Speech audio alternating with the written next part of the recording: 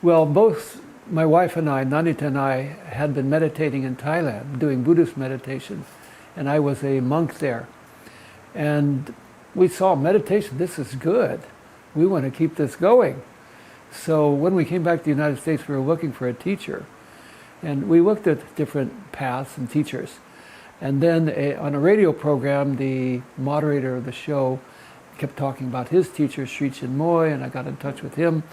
To make a long story short, he took us to a public meditation that Sri Chinmoy was giving in December 21, 1973 at Hunter College. And, I was impressed. I was ready for it. And it was a show. His disciples came up and sang and performed. I met them. They were nice people, collectively, not just individually, collectively. And I can tell you what really did it for me. Because I had meditated and I'd had some meditation experiences, I was hungry for experiences. So they showed a video of Sri Chinmoy meditating. It was a close-up of his face.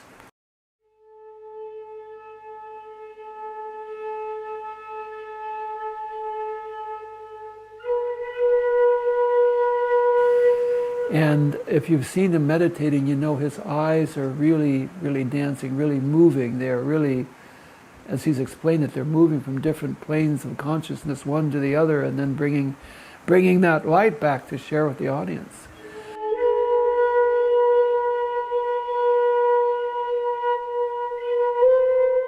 So the tremendous smile he had and the movement of his eyes, it was something I'd never seen in my life.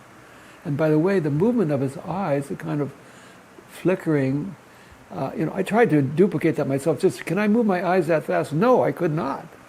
So it was physically out of this world, and also there's this smile. Here I am smiling. He had such a wide smile. So if I try a wide smile, maybe I can hold it for 2 seconds, and then it's going to go back to normal. But this smile went on and on. Sincere smile. So the video was really radiating, and I was so excited by seeing that, and that was my first close-up of him, because we were sitting in the audience and he was way up on the stage. Then I will always bless him. Our host, that radio show host, took us backstage. He was very close to Sri Chinmoy. He took us backstage to introduce us to him. And I was, as my host referred to me, I was a man of the earth that had a big beard. And, and Nandita was pregnant with our second son, Bishwas. So we were just, people of the earth, so to speak. So we went back there. And then we had to wait for 2 or 3 or 4 minutes because Guru, I'm just going to call him Guru because that's what he is to me, because Guru was meditating on the attendants who had been helping him. So there was a line of maybe 6, 7 boys who were sitting on the ground like this. I'd never seen anything like that before. People kind of in a neat row going like this, looking up at him. And ordinarily an ordinary person thanking people would say, well, thank you very much, I really appreciate it. Not a word from him. He was just one after another looking at them, gazing at them. So I was fascinated by this. This is how he's appreciating them, and his face could offer that kind of thanks to him.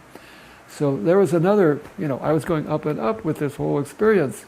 And then he came over to us, and my host introduced us by name to him, each of us. And we were standing there, we didn't know about, paying our respects like this. We were just standing there, and he reached his hands up, and he didn't say a word. He put his hands, one hand on each of our heads, and gave us a blessing like that. Silent. Lasting, maybe 20, 30 seconds. So that was our introduction to him.